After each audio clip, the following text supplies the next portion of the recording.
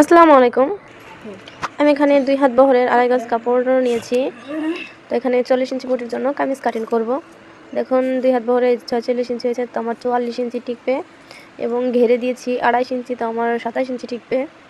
এখানে আমি চওড়া নিয়েছি 6 ইঞ্চি, বেশি দিলে পরে কাঁধের ওখান দিয়ে ঝুলে যায়, দেখতে ভালো লাগে না। তো আমি 6 ইঞ্চি দিয়েছি শোল্ডার এবং 6 ইঞ্চি দিয়েছি, হ্যাঁ আমি হিপের মাপ দিয়েছি 19 ইঞ্চি।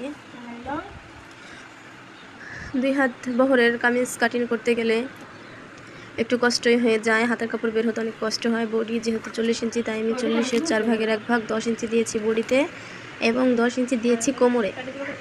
তো আমার পেটে হচ্ছে দিয়েছি 8.5 ইঞ্চি দিব, তো 1 ইঞ্চি রাখবো সেলাইয়ের জন্য।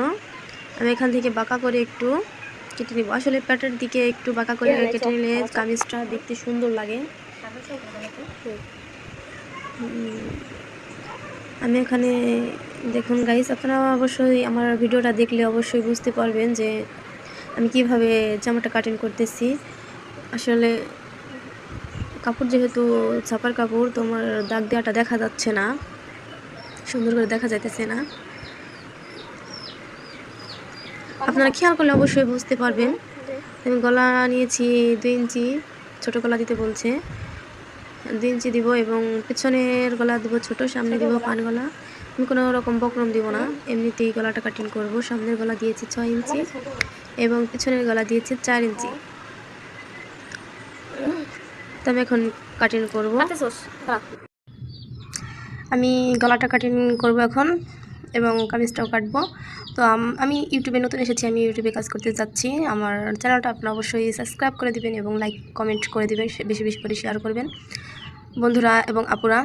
আপনারা যদি আমার চ্যানেলটা সাবস্ক্রাইব করে দেন, তো আমার কাজে উৎসাহটা বাড়বে, আমিও কাজ করতে পারবো, ভালো মনে আগ্রহ জাগবে আমার। তো আপনারা আমার চ্যানেলটা অবশ্যই সাবস্ক্রাইব করে দেবেন এবং বেশি করে লাইক করে দেবেন। আমার প্রত্যেকটা ভিডিও আপনারা দেখবেন। আমি আসলে নতুন এসেছি, তো বুঝতে পারি না যে কিভাবে কি করব। হয়তো বা আমার ভুল হইতে পারে, ভুল হইলে অবশ্যই আমাকে কমেন্টে সুন্দর করে জানিয়ে দেবেন। তো আমি নিচের ঘেরটা একটু বাঁকা করে কেটে দেব। দেখুন আমি হিপের কাছে একটু কেচি দিয়ে কেটে দেব, কারণ আমি সেলাই করতে যখন যাব তখন যেন আমার বুঝতে সুবিধা হয়। এবং আমি নিচের কাপড়টা সরিয়ে নেব এখন, যাতে আমার সামনের গলাটা কাটতে সুবিধা হয়। আমি আগেই যেহেতু কাটিং দাগ দিয়ে রেখেছিলাম, তো দেখা যাইতেছে না, আপনারা বুঝতেছেন না, কিন্তু আমার কেচিটা দেখলে আপনারা অবশ্যই বুঝতে পারবেন। তো আমার ভিডিওটা পুরোপুরি দেখবেন, আপনাদের কাছে আমার একটা অনুরোধ।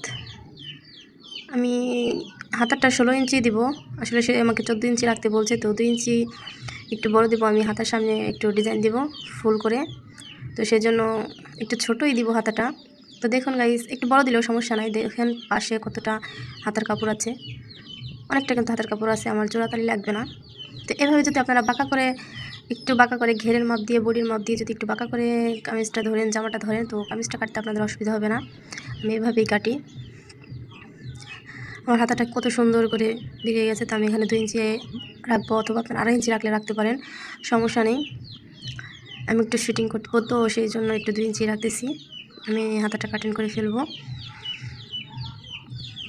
আপনারা দেখবেন, আমার ভিডিওটা পুরোপুরি দেখবেন। আমার যদি কোথাও ভুল হয়ে থাকে আমাকে অবশ্যই জানাবেন, আমাকে ভুলটা শুধরাই দিতে আপনারা ভুলবেন না।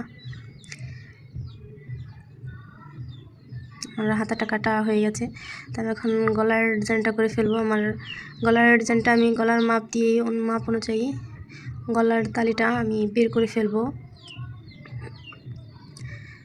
আমার চ্যানেলটা প্লিজ আপনারা সবাই সাবস্ক্রাইব করে দিবেন, লাইক কমেন্ট করতে ভুলবেন না।